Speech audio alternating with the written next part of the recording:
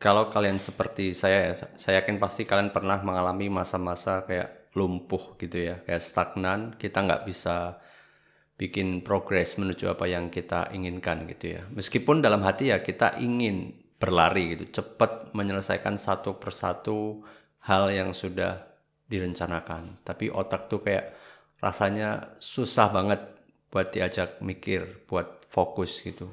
Padahal kita udah olahraga rutin, makan juga bergizi gitu ya, tidur cukup, air putih harian juga cukup gitu. Tapi otak tuh rasanya kayak ngeheng.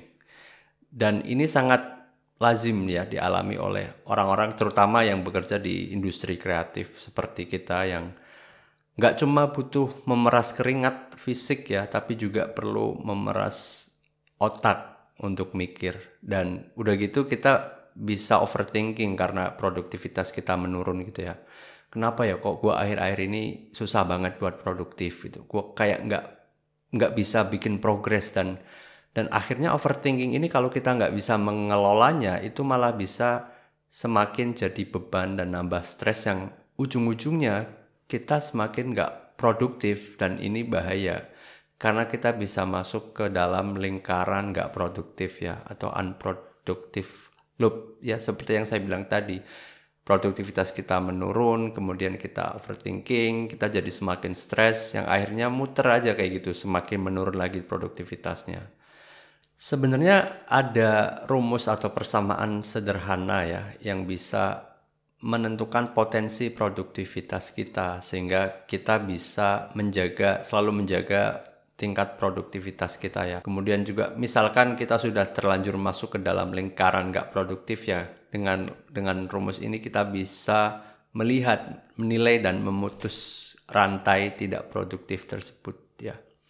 Rumus ini saya sebutnya adalah rumus potensi produktivitas kita atau produktivitas individu gitu ya, di mana P sama dengan EM dan P adalah potensi produktivitas kita, kemudian E adalah energy level atau tingkat energi yang kita punya dan juga M atau mental clarity ya, mental clarity atau kejernihan pikiran kita. Kita akan bahas satu persatu elemen di rumus tadi ya, dan apa saja hal yang mempengaruhi elemen tersebut.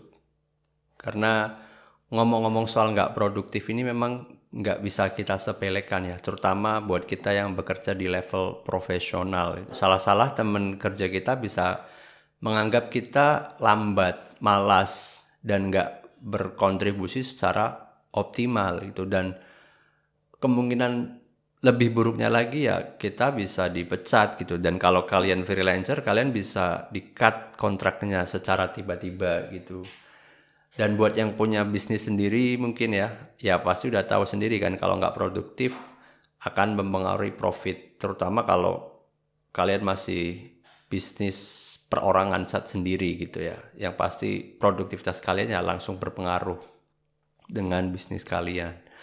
Dan kalian mungkin bisa beropini atau berpendapat nggak apa-apa di-cut, klien kan masih banyak klien yang lain, uang bisa dicari gitu. Tapi nggak kayak gitu, karena kalau misalkan kalian yang memutuskan gitu ya memang mau ganti klien, mau nggak mau menerima klien yang ini, ya oke, ngomong kayak gitu fine. Tapi kalau kalian yang di-cut dari kontrak gitu ya artinya kalian yang salah, ada yang salah dengan performa kalian gitu.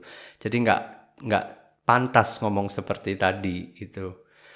Nah, apakah itu udah kemungkinan yang terburuk?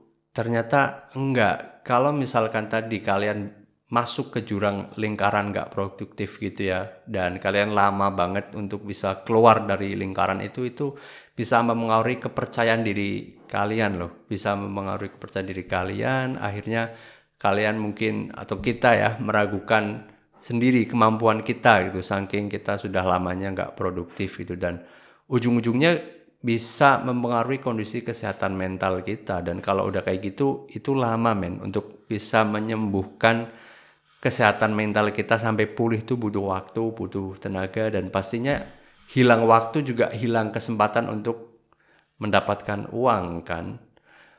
Makanya kita akan masuk ke elemen yang pertama di rumus produktivitas.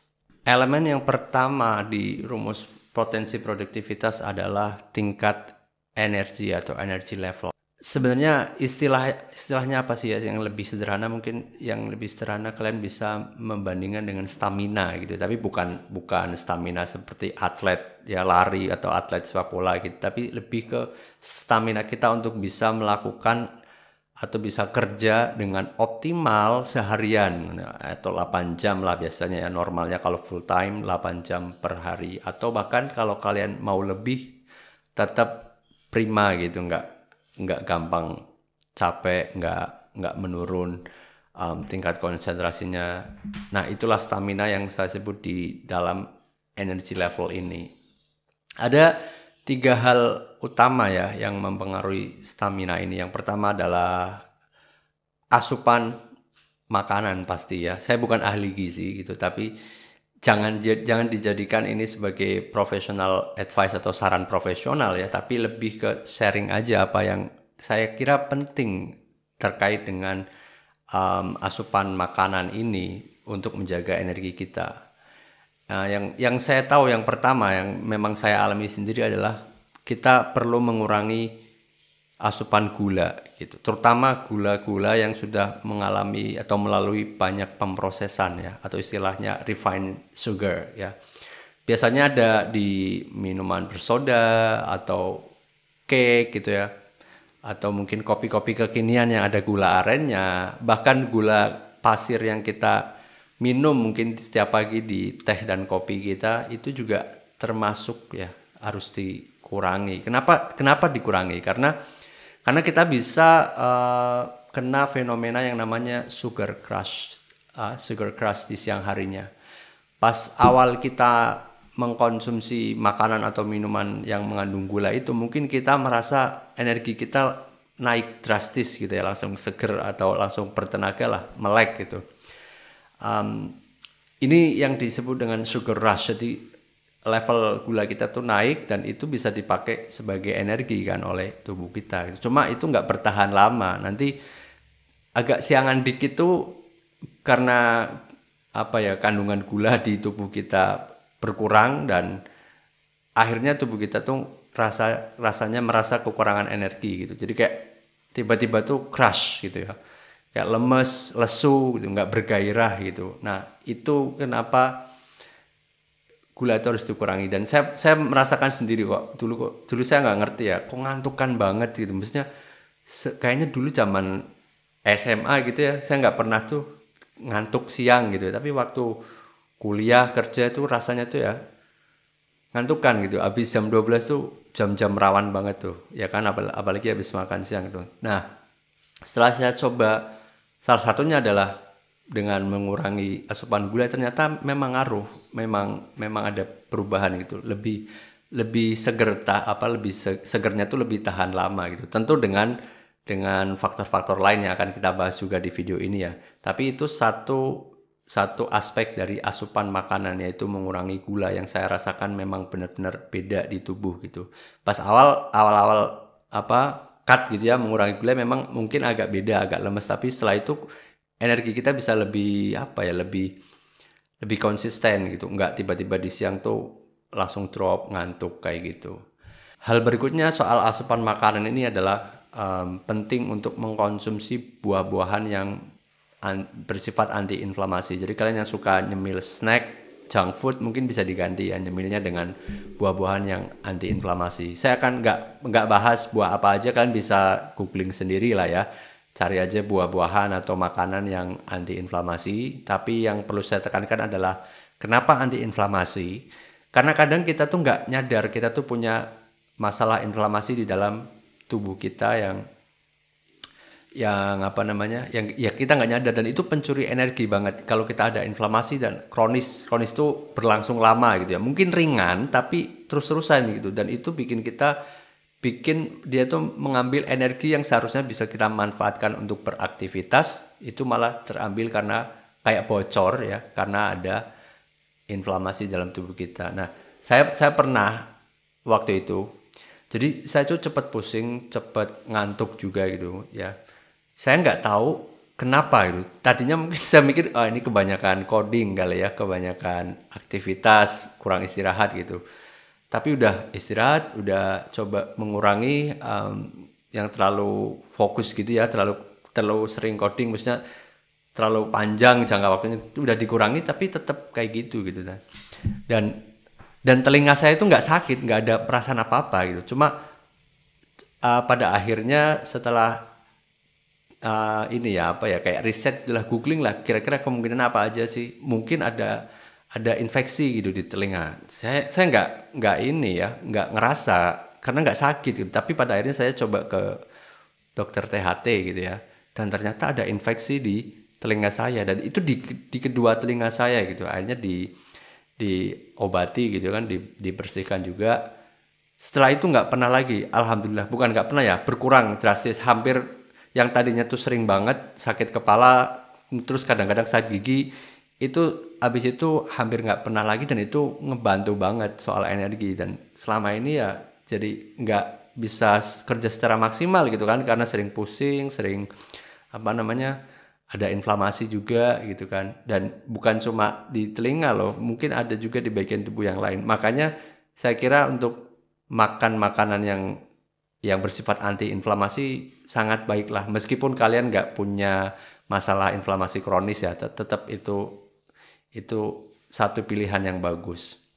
Berikutnya untuk menjaga tingkat energi kita adalah yang pasti kalian udah tahu yaitu kita harus rutin olahraga. Nggak usah mikir yang berat-berat gitu ya, nggak usah mikir yang harus berkeringat banget. Kalian cukup kalau kalian nggak pernah olahraga ya, kebanyakan duduk, waduh bahaya itu kebanyakan duduk itu pembunuh nomor satu mungkin ya, yang silent killer gitu kalau kalian riset-riset atau baca-baca artikel kesehatan cari sendiri deh bahaya terlalu lama duduk apalagi nggak pernah olahraga gitu ya nggak pernah olahraga itu benar-benar silent killer dan sebenarnya nggak perlu berat-berat kalau kalian selama ini nggak pernah olahraga kalian mulai aja dengan jalan kaki 10 menit tiap pagi gitu ya sampai pada akhirnya kalian terus naikin kan bisa berjalan kaki rutin setiap pagi 10 enggak 10 lagi ya 30 sampai 1 jam lah 30 menit sampai 60 menit itu udah oke banget asalkan rutin ya itu bisa mereverse apa ya ibaratnya efek buruk dari terlalu banyak duduk apalagi kalau kalian programmer udah ngaku aja pasti kan kalau lagi deadline atau lagi seneng ngulik sesuatu waduh mesti duduk terus di depan komputer gitu kan jarang gerak lah itu apa ya lifestyle yang bahaya sebenarnya kita tuh programmer gitu ya kalau nggak sengaja kita untuk olahraga makanya jangan lupa olahraga untuk menjaga tingkat energi kita dan juga untuk kesehatan kita secara umum ya selain jalan kaki kalian juga bisa coba lari pagi atau jogging gitu ya cuma kalau kalian nggak pernah gerak sama sekali ya jangan langsung tiba-tiba lari kenceng atau lari lama gitu ya jarak jauh ya itu nanti badan kalian malah justru kaget kalian malah bisa gampang jatuh sakit dan itu bahaya juga efeknya sama kayak stres jadi malah kita bisa burn out juga karena gara-gara overtraining istilahnya overtraining jadi badan kita nggak terbiasa olahraga langsung hajar kamu lari 5 kilometer gitu ya waduh itu bahaya juga efeknya nggak cuma ke badan tapi juga ke otak kita ke mental clarity nanti kita bahas mental clarity itu ngefek juga overtraining ya jadi harus hati-hati nah ngomong soal lari kalau kalian nggak pernah lari tapi juga pengen mencoba lari ada program namanya N2R atau non to run itu program untuk pemula banget ya saya udah nyoba sendiri dari beberapa program pemula menurut saya ini yang paling ramah karena progresnya itu benar-benar perlahan banget perlahan sampai akhirnya kita nggak nyadar kalau kita tuh udah bisa lari atau jogging 30 menit secara non-stop gitu dan ini gratis programnya ya ini gratis programnya namanya N2R kalian search aja non to run gitu ya kalau kalian mau naik level ada juga cuma itu udah bayar versi berikutnya tapi untuk yang versi sampai bisa 30 menit jogging tanpa henti tanpa capek ya tanpa capek itu artinya kalian tetap kayak kayak jalan kaki rasanya gitu. Udah bisa lari 30 menit tapi rasanya nggak capek badan. Tapi kalian tetap mendapatkan manfaat kesehatannya dan itu progresnya perlahan-lahan karena supaya kalian nggak cedera dan kalian nggak mengalami overtraining. Nah itu kalian bisa cari namanya non-turan. Nah selain meningkatkan energi ya, olahraga rutin ini ya jalan kaki ataupun lari ya jam berapapun kalian melakukannya baik pagi atau siang atau sore gitu ya itu akan mempengaruhi kualitas tidur kalian di malam harinya itu kerasa banget dan saya sendiri merasakannya itu kita tidur jadi lebih nyenyak gitu ya walaupun saya latihannya atau larinya di pagi hari gitu ya tetap pas malamnya itu seger gitu. Maksudnya pas malamnya nyenyak kemudian paginya jadi lebih seger gitu karena tidurnya jadi berasa lebih berkualitas gitu dan ini masuk ke poin berikutnya untuk menjaga tingkat energi adalah tidur yang cukup dan berkualitas. Nah kalau soal cukup ini sebenarnya beda-beda ya kayaknya. Kalau saya rasakan tuh memang ada yang harus 8 jam, 7 jam gitu. Tapi ada yang kurang dari itu. Jadi mungkin saran saya adalah kalian lihat sendiri kalian tuh di berapa jam sih ininya pasnya gitu ya. Kadang ada yang kalau tidurnya kelamaan malah justru bikin lemes, nggak enak tidurnya itu. Ada yang agak kurang gitu ya, mungkin 6 jam, 7 jam itu lebih seger ada. Nah, kalian cari sendiri yang pas buat kalian. Tidur cukupnya kalian tuh berapa jam sih tiap malam. Yang penting adalah berikutnya adalah keteraturan tidur kalian atau sleep regularity-nya. Nah, ini yang nggak kalah penting untuk menjadikan tidur kita berkualitas. Karena kalaupun kita tidur secara jam cukup gitu ya, tapi kita nggak teratur. Kadang tidur jam 9, kadang jam 8, kadang jam 11 malam. Dan itu kalian bener-bener kayak gitu terus nggak teratur banget gitu loh sehari-harinya. Wah itu udah tidur kalian pasti nggak berkualitas. Ada yang namanya circadian rhythm atau intinya jam internal di tubuh kalian lah yang mengatur kapan kalian tuh sebenarnya bisa beraktivitas, kapan kalian istirahat. Nah kalau itu nggak seimbang gitu ya, itu ngaruh ke mood banget yang akhirnya kalian akan susah untuk konsentrasi gitu ya, energinya juga di siang harinya juga ngantuk dan sebagainya. Intinya nggak cuma tidur cukup secara jam, tapi juga keteraturan tidur atau sleep regularity ini harus diperhatikan kalau kalian ingin punya tidur yang berkualitas, yang akan mempengaruhi energy level ya di rumus produktivitas ini. Selain tadi ya sleep regularity dan jam yang cukup, itu ada lagi yang mempengaruhi kualitas tidur kalian. Ada istilah medis namanya sleep apnea gitu ya. Ini secara sederhana ya gangguan tidur lah ibaratnya. Jadi kalian tuh pas tidur nggak terasa gitu ya. Setiap beberapa saat tuh nafas kalian terhenti karena ada gangguan pernafasan. Nah ini nggak enak banget. Itu kalian mau tidur berapa lama pun pas bangun pasti rasanya masih ngantuk, nggak seger. Nah ada beberapa ciri ya yang mungkin kita memiliki sleep apnea gitu. Ada beberapa tanda, tapi untuk memastikannya kalian tetap perlu berkonsultasi ke dokter atau profesional ya. Tapi beberapa tandanya yang saya tahu adalah kalian tidurnya ngorok ya. Ngorok tuh salah satu ciri ada gangguan pernafasan. Makanya jadinya lewat mulut napasnya nggak lewat hidung kan. Jadinya ada mengeluarkan suara kan. Yang kedua adalah pas bangun tuh mulut kalian jadi kering ya. Bukan karena kalian kurang minum, tapi karena tadi kayaknya sih karena nafasnya pakai mulut jadinya buat ini kan keluar masuk udara akhirnya mulut kalian tuh rasanya kering banget pas pagi hari. Yang berikutnya adalah kalian udah tidur lama, udah tidur cukup tapi siang harinya tuh ngantuk, masih terus ngantuk gitu. Hampir seharian tuh lemes. Nah, itu bisa jadi adalah ciri kalian punya sleep apnea gitu ya. Tapi kalau memang kalian tidurnya kurang ya, sering begadang, siangnya ngantuk ya pastilah ya, wajar. Tapi kalau tidur udah cukup ya, teratur juga ininya jamnya, tapi kok masih ngantuk, mulut kering dan ngorok, bisa jadi ada sleep apnea. Dan berikutnya yang mempengaruhi kualitas tidur adalah asupan kafein. Nah, ini yang suka ngopi nih. Programmer biasanya pasangannya pasti kopi ya. Nggak apa-apa sebenarnya, tapi buat kalian yang suka ngopi ya, usahakan untuk menghindari kafein setelah jam 2 siang. Karena kafein yang masuk ke tubuh kita itu butuh waktu berjam-jam untuk bisa benar-benar hilang gitu ya. Dan kalau pas kita minum sampai sore ya, sore-sore masih minum kafein, nanti pas kita jam mau tidur malam gitu ya, itu masih ada sisa kafein di tubuh kita dan akhirnya itu mempengaruhi kualitas tidur kita secara keseluruhan. Tidur kita jadi kurang berkualitas ya. Dan ini kerasa banget, saya jujur aja. Saya memang kadang masih suka ini ya. Tetap masih suka ngopi lah, cobalah. Pengen ngopi nih gitu ya.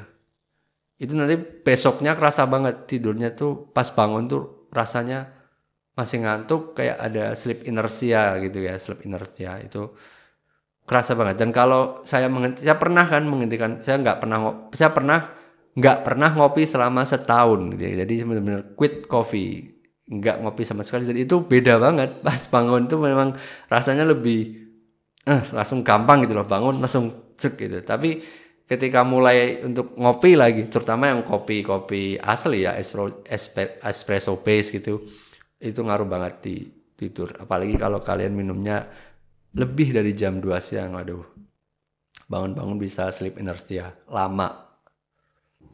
Nah, sekarang kita masuk ke elemen kedua, yaitu mental clarity atau kejernihan pikiran gitu ya. Kalian kan udah tahu tadi pentingnya beberapa hal untuk meningkatkan atau menjaga energi kita ya. Tapi hati-hati karena masih ada pencuri energi yang lain ya, seperti ban gitu ya.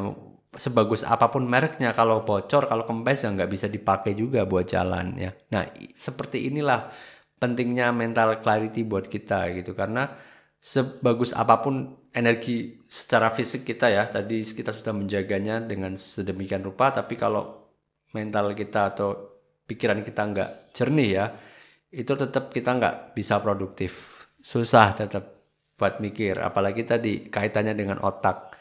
Otak itu kayak ngehang gitu, nggak bisa diajak fokus. It's lack of clarity that creates chaos and frustration. Those emotions are poison to any living goal. Oleh Steve Maraboli, Life, The Truth and Being Free.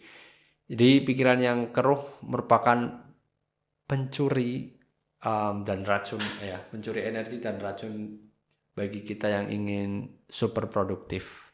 Nah, ini ada visualisasi ya, dimana ketika kita tidak memiliki mental clarity atau kejernihan pikiran, otak kita tuh diisi oleh distraksi dan juga hal penting kayak gini ya, dan kita bingung mau pilih yang mana, mau memprioritaskan mana gitu ya. Sementara ketika kita memiliki mental clarity, kita bisa tahu dengan pasti prioritas yang harus kita lakukan, setelahnya apa, sehingga terbentuk step dan arah yang jelas menuju apa yang kita ingin capai gitu. Dan meskipun kita memiliki hal yang sama-sama penting, tapi kita bisa tahu mana yang lebih berdampak buat kita di antara hal penting itu, dan apalagi hal yang gak penting gitu ya, atau distraksi ya, semuanya bisa kita kurangi atau kita abaikan ketika kita memiliki mental clarity, sehingga path-nya itu benar-benar jelas ya, seperti gambar.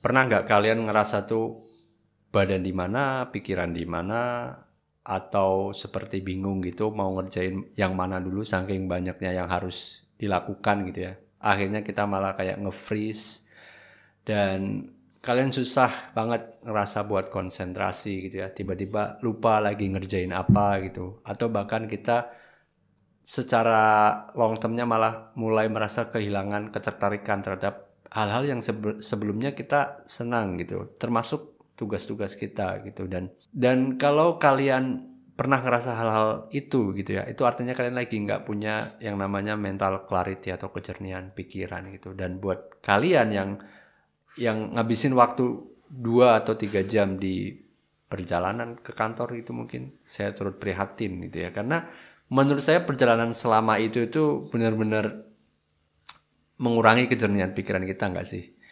Apalagi di tengah kemacetan kalau kalian di Jakarta gitu ya, atau di sesaknya KRL gitu ya. Waduh, itu tambah lagi, kayaknya nggak cuma kejernihan pikiran, tapi juga energi level kita juga kayaknya terpengaruhi gitu. Dan that's why gitu ya. Itulah kenapa dulu waktu saya masih kerja di Jakarta gitu ya, saya lebih milih untuk ngontrak dekat kantor ya, daripada misalkan harus ngontrak atau beli rumah di area pinggiran kota gitu. Ya itu murni karena ini sendiri sih keputusan saya. Alasannya ya tadi, karena itu akan mencederai kejernihan pikiran saya, energi level saya, yang akhirnya akan mempengaruhi produktivitas saya. Dan nggak cuma itu ya, 2-3 jam perjalanan itu kan waktu yang sangat berharga dimanfaatkan untuk hal lain gitu ya. Makanya dulu ada yang nanya ke saya gitu kan, Mas gimana sih kok kamu kerja full time kantoran tapi bisa produktif, bisa sampai nulis e-book ya, di buku Laravel dulu yang pernah saya tulis. Nah, ya jawabannya itu tadi, karena ketika yang lain mungkin menghabiskan 2 atau 3 jam di perjalanan, saya lebih milih kontrak dekat kantor, sehingga 2 atau 3 jam itu yang lain buat perjalanan bisa saya manfaatkan. Pagi-pagi atau sepulang kantor itu saya bisa belajar hal baru, saya bisa melakukan kegiatan lain yang produktif, termasuk ya itu menulis buku ya. Nah makanya ya itulah ya jawabannya dari pertanyaan tadi.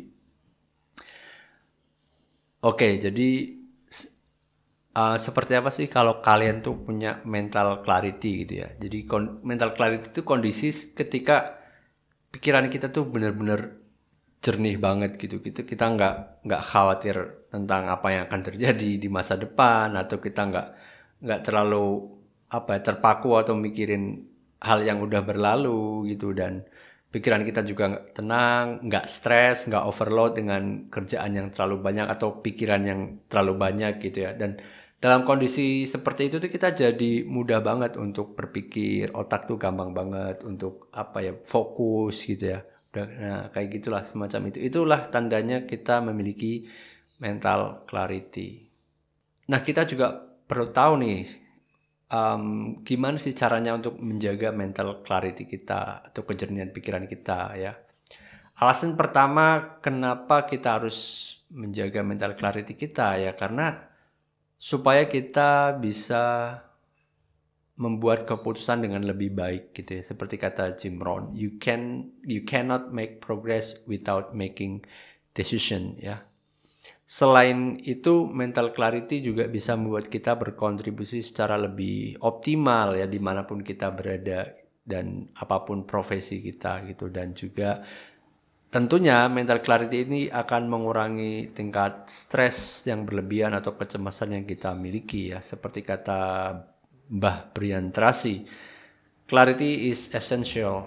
Knowing exactly what you want builds your self-confidence immeasurably. Jadi clarity itu esensial gitu ya. Tahu apa yang kita inginkan ya.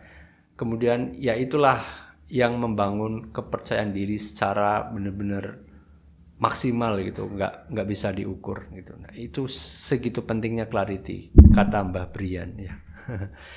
Dan tentunya dengan mental clarity ini kita bisa lebih enjoy melakukan hal-hal yang kita harus lakukan. Saya tuh dari dulu orangnya tuh nggak bisa ngerjain hal-hal yang saya belum tahu long termnya itu apa gitu, jangka panjangnya itu apa sih buat saya gitu. Misalnya dalam memilih bidang gitu, programming ya, atau software engineering dulu waktu sebenarnya mungkin 10 tahun atau lebih gitu yang lalu, ketika awal-awal saya memutuskan mulai belajar programming gitu, saya udah tahu betul jangka panjangnya tuh apa sih, manfaatnya buat saya tuh apa, kenapa saya memilih ke programming, terjun ke sini. Nah jangka panjangnya itu apa, saya udah tahu betul. Itu seperti yang sudah pernah saya bahas di video berikutnya ya, bisa dicek di channel saya gitu.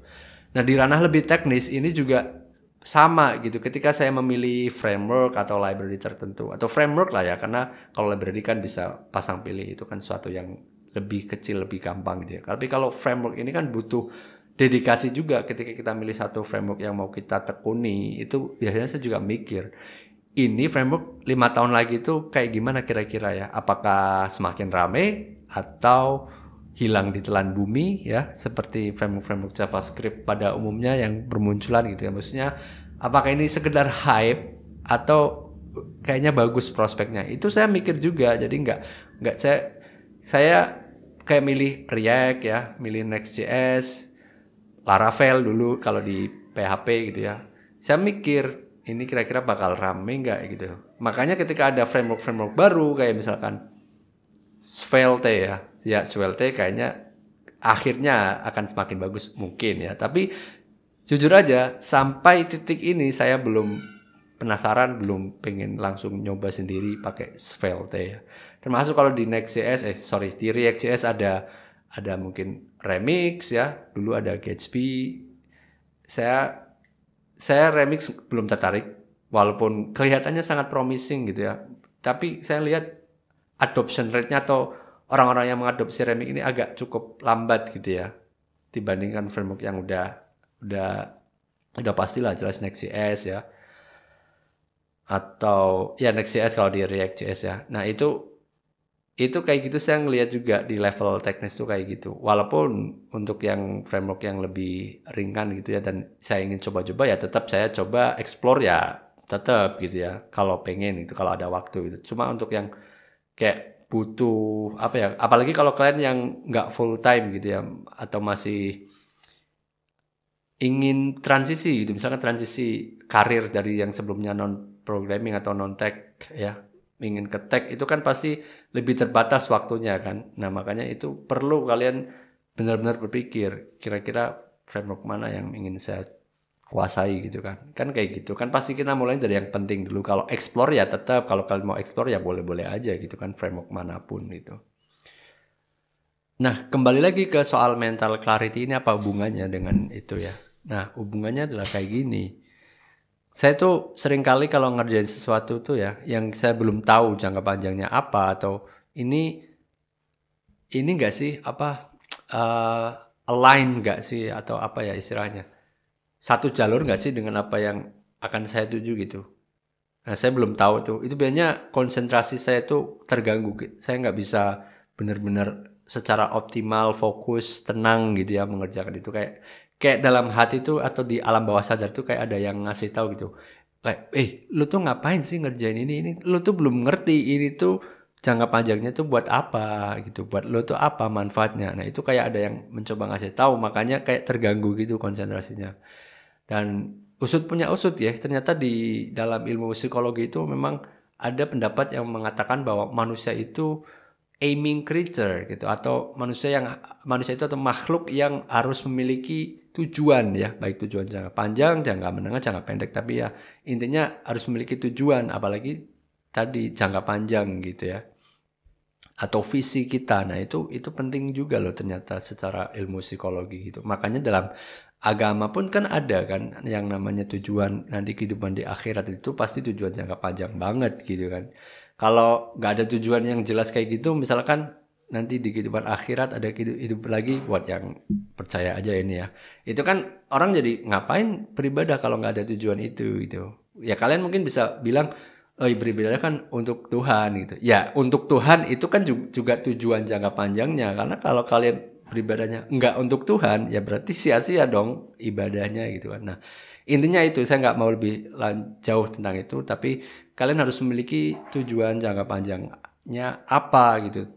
Dan pastikan itu sejalan dengan yang sedang kalian lakukan. Jadi yang kalian lakukan itu nggak apa ya bertolak belakang gitu. Yang pada akhirnya kayak ada harusnya sih berontak ya. Alam bawah sadar kalian tuh kayak berontak. Lu tuh mau ke Jakarta loh dari Bekasi ya. Dari Bekasi ke Jakarta. Ngapain lu jalan ke arah Semarang? Nah, harusnya ada yang berontak secara alam bawah sadar sehingga nanti konsentrasi kalian malah justru atau kejernihan pikiran kalian terganggu sehingga kalian nggak maksimal ngelakuin hal-hal tadi gitu. Nah itu sih yang saya rasakan soal apa namanya tujuan. Jadi harus ada titik di mana kita tuh di mana kita akan menuju kemana. Nah itu jelas dan ya hal di tengah-tengah inilah aktivitas-aktivitas yang bisa membuat kita produktif kayak gitu ya. Yang sejalan memang yang membuat kita lebih dekat selangkah demi selangkah ke tujuan kita. Dan lagi-lagi seperti kata Mbah Brian Tracy ya, clarity about who you are, where you are going, and how to get there. Jadi kita harus memiliki kejelasan dia di dalam pikiran kita. Kita juga harus memiliki kejelasan siapa kita, kita mau kemana ya, atau tujuannya kemana, dan juga bagaimana caranya untuk sampai ke sana. Nah, bagaimana inilah pilihan-pilihan hidup kita, apa yang ingin kita lakukan itu harus sejalan. Karena kalau enggak, balik lagi, artinya kalian enggak jelas arahnya kemana. Yang berikutnya adalah untuk menjaga kejernihan pikiran kita, kita harus memindahkan load memori kita dari otak ke tempat lain. Nah, maksudnya gimana ini? Maksudnya gimana ya? Jadi dulu ada masa di mana saya tuh nggak ada catatan gitu. Jadi semuanya saya coba taruh di otak. Saya ingat apapun itu gitu. Misalkan dikasih tahu sama teman atau sama rekan atau sama bos nanti harus ngapain. Ya udah saya kayak gue ini ingatannya bagus kok. Jadi gue ingat aja langsung di otak. Oke. Dan juga apalagi tulisan saya jelek gitu ya, nggak bagus. Makanya saya nggak terbiasa menulis di catatan gitu ya, atau di note gitu. Nah, padahal harusnya kita harus mengoffload hal-hal semacam itu dari otak kita. Ya, salah satunya dengan catatan ya. Catatan ini kelihatannya simple gitu ya, sepele, padahal itu penting banget untuk mental clarity gitu. Dan karena otak kita tuh nggak cocok untuk menyimpan data mentah. Jadi lebih cocoknya untuk memproses atau berpikir ya, memproses informasi. Dan kalau semuanya kita simpan di otak gitu ya, tanpa memindahkan ke tempat lain atau medium lainnya, nanti kita lama-lama overload. Jadi kayak RAM gitu kan, kalau RAM kapasitasnya 16 GB misalkan, dan itu dipakai semua hampir penuh, misalkan 15 GB cuma buat menampung hal-hal yang dalam tanda kutip sebenarnya bisa di offload ke tempat lain, ya pasti RAM penuh, komputer kita terasa lambat kan, terasa lemot walaupun RAM-nya banyak gitu. Sama, kita juga jadi otak itu tuh rasanya jadi susah untuk kita ajak fokus, kita ajak mikir kayak gitu. Nah, itu pentingnya ya.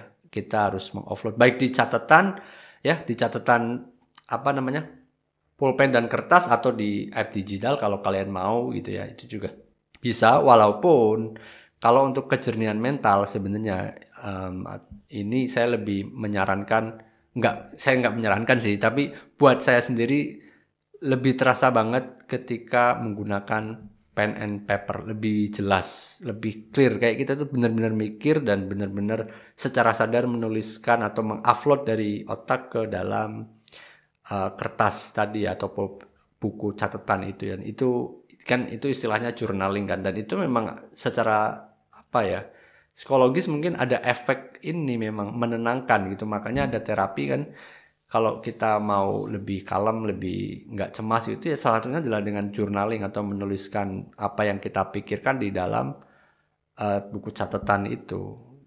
Sebenarnya ada banyak hal yang kenapa kalau untuk soal kejernihan pikiran gitu ya, menulis di kertas itu lebih bagus daripada mengetik di komputer atau di HP gitu ya.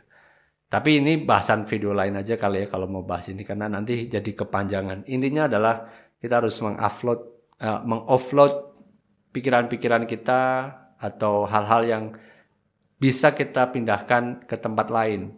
Jangan memenuhi otak ya. Otak kita untuk berpikir aja, untuk fokus gitu. Hal-hal yang perlu kita ingat, ide-ide yang tiba-tiba muncul sebaiknya dicatat di tempat lain ya. Ada satu lagi kebiasaan yang bagus untuk kejernihan mental kita atau mental clarity selain journaling atau menulis catatan ya, yaitu meditasi.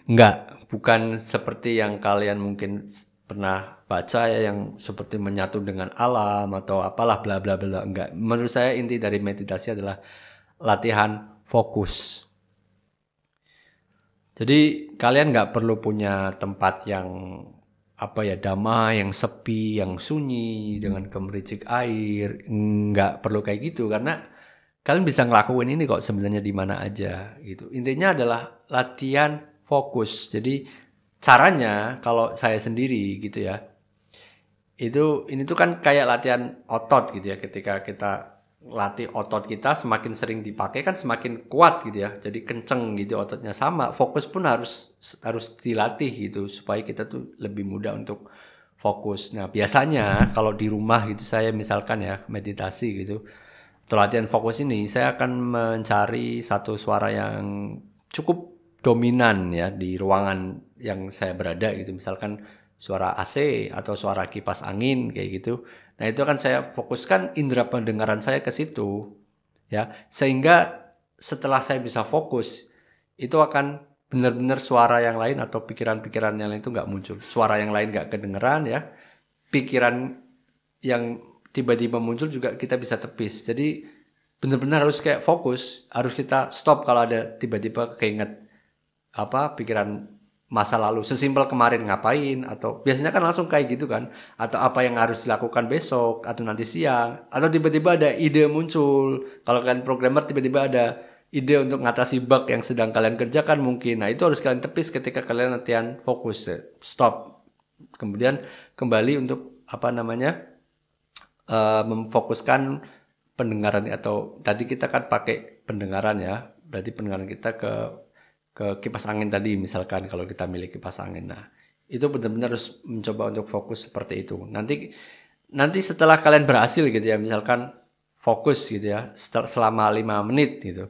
Nanti otak atau kepala itu kayak kenceng gitu. Kayak kita kalau habis olahraga kan kenceng. Nah, itu kayak gitu, kenceng rasanya gitu. Tapi buat kalian yang nggak pernah ngelatih fokus ini, jangan harap 5 menit itu gampang. Coba aja kalian 5 menit bisa fokus full, saya acungi jempol. Tanpa ada tiba-tiba ada pikiran, pikiran yang muncul, kemudian kalian ikuti pikirannya gitu. Kalian harus stop. Jadi kalian harus stop, kemudian kalian bisa fokus dengerin satu suara itu gitu. Itu kalau bisa langsung 5 menit, sebelumnya kalian nggak pernah, itu top banget.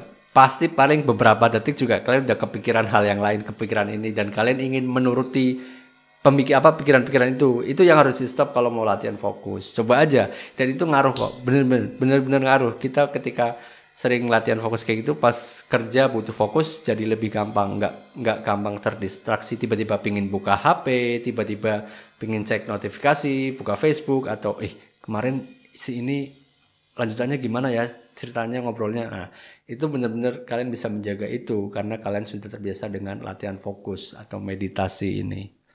Bahkan dulu saya pernah latihan meditasi ini di Metro Mini loh. Bayangin waktu saya awal-awal kerja di Jakarta gitu ya, dekat kantor kan dari kontrakan. Jadi saya naiknya Metro Mini.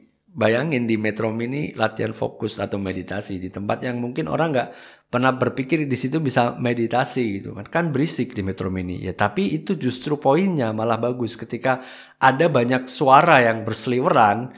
Dan ketika kita bisa fokus di satu suara aja, misalkan dulu saya pakainya suara mesin Metro Mini, tahu kan seperti apa suaranya. Nah, ketika saya bisa fokus ke suara mesin Metro Mini dan suara-suara yang lain seolah-olah mengecil hingga hilang, itu artinya saya tahu bahwa saya fokusnya udah bagus banget gitu ya. Cuma buat kalian yang mau latihan sih saya nggak sarankan di Metro Mini gitu. Karena kan bahaya juga kalau kalian ternyata fokus ke mesin sampai kalian nggak sadar ternyata dicopet, kan bahaya. Ada risiko kriminalitas di situ. Tapi waktu itu saya melakukan itu karena memang saya ingin memanfaatkan waktu saya supaya nggak sia-sia nih di Metro Mini, ngapain nih cuma duduk-duduk doang gitu kan. Selama kurang lebih 15 menit, 10 atau 15 menit kan lumayan. Ya udah saya akhirnya latihan fokus pas dulu kayak gitu. Nah, latihan fokus ini tadi ya bagus untuk pas kita lagi kerja supaya kita fokus pada task yang kita lakukan gitu kan. Pernah nggak? Coba kalian sering nggak ketika kita lagi fokus ngerjain sesuatu tiba-tiba keinget hal lain yang kayaknya penting juga, atau tiba-tiba ada ide yang related tapi nggak terlalu actionable saat ini. Jadi tapi penting nih untuk akhirnya kalian mencoba mengikuti malah yang task yang sedang kalian fokuskan malah jadi terbengkalai atau nggak maksimal lah karena kan kalian harus switch contact gitu kan. Nah, itu penting banget latihan fokus itu untuk menghindari hal itu.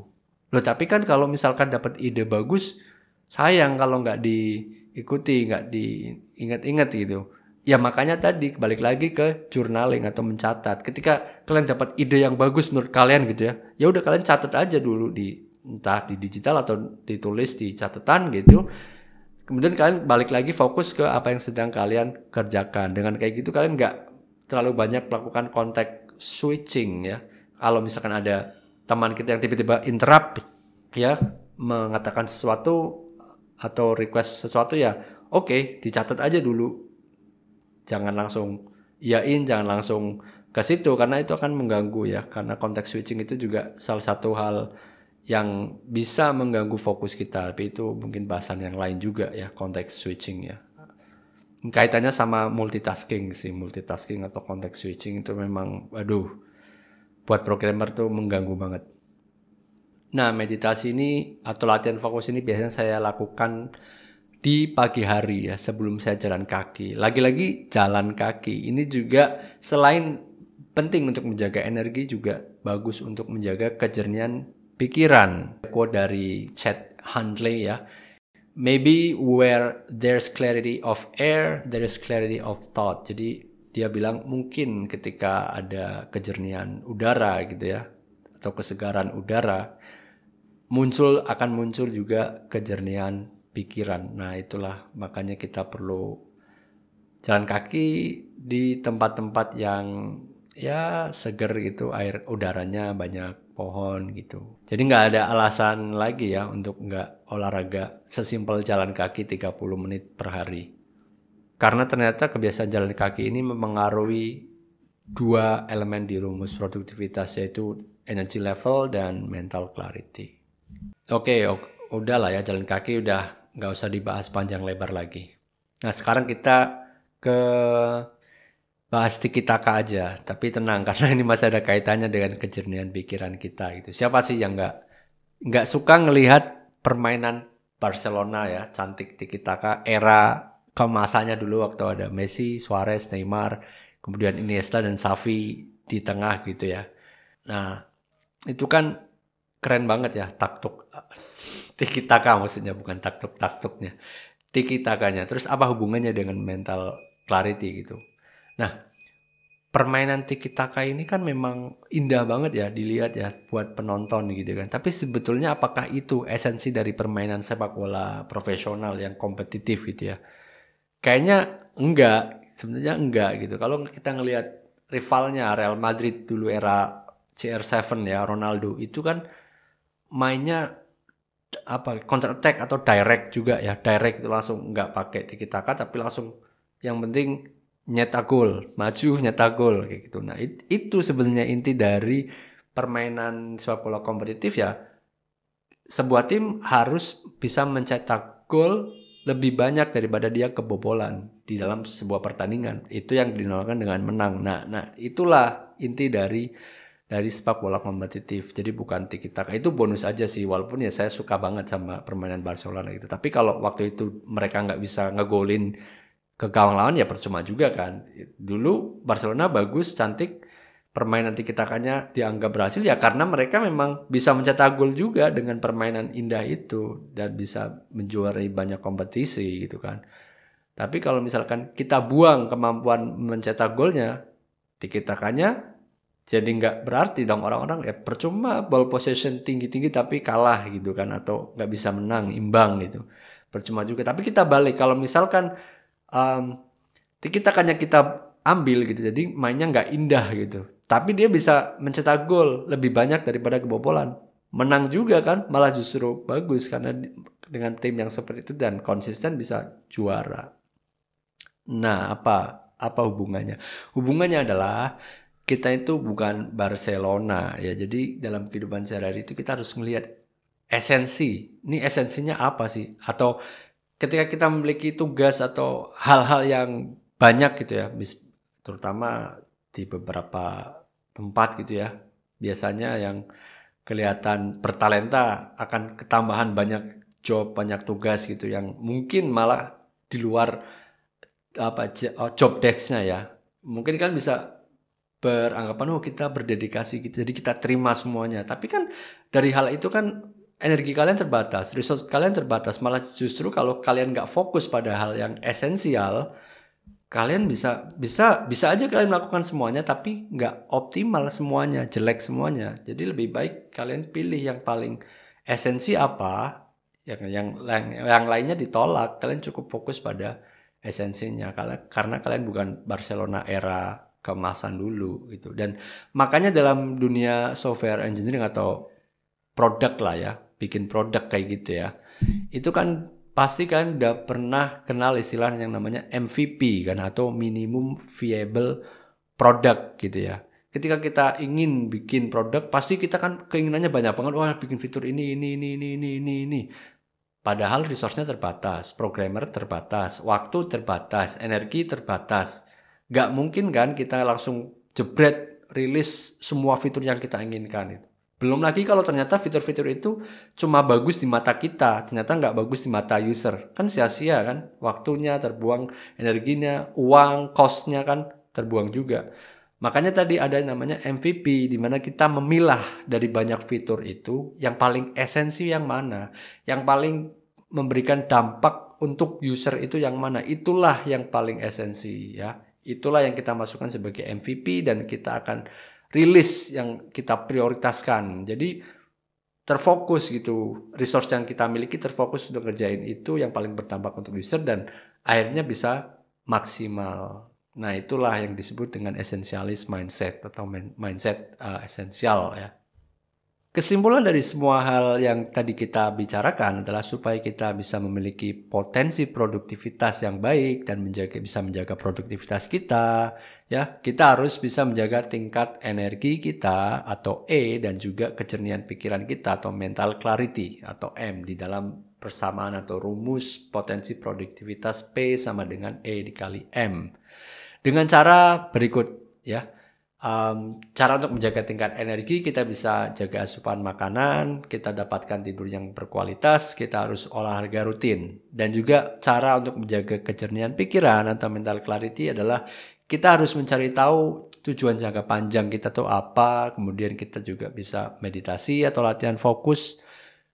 Kita juga harus mengosongkan beban di otak ya dengan menulis atau memindahkan ke medium lain, baik tulisan ataupun di aplikasi digital yang lain. Kemudian juga biasakan kita jalan kaki ya, atau olahraga rutin. Lagi-lagi olahraga ada di 2 tempat ya, penting berarti.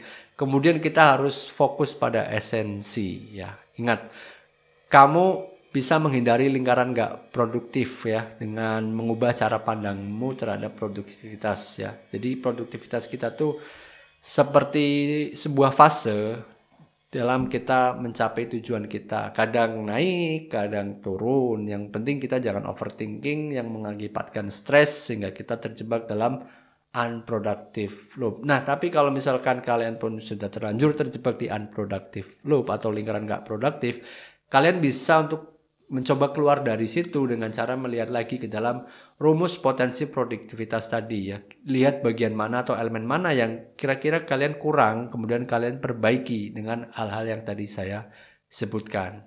Oke, demikian ya. Kalau kalian suka video ini, boleh banget kalau kalian mau subscribe channel ini atau komentar terkait apapun yang tadi kita bicarakan dan juga share video ini. Terima kasih, sampai ketemu di video berikutnya.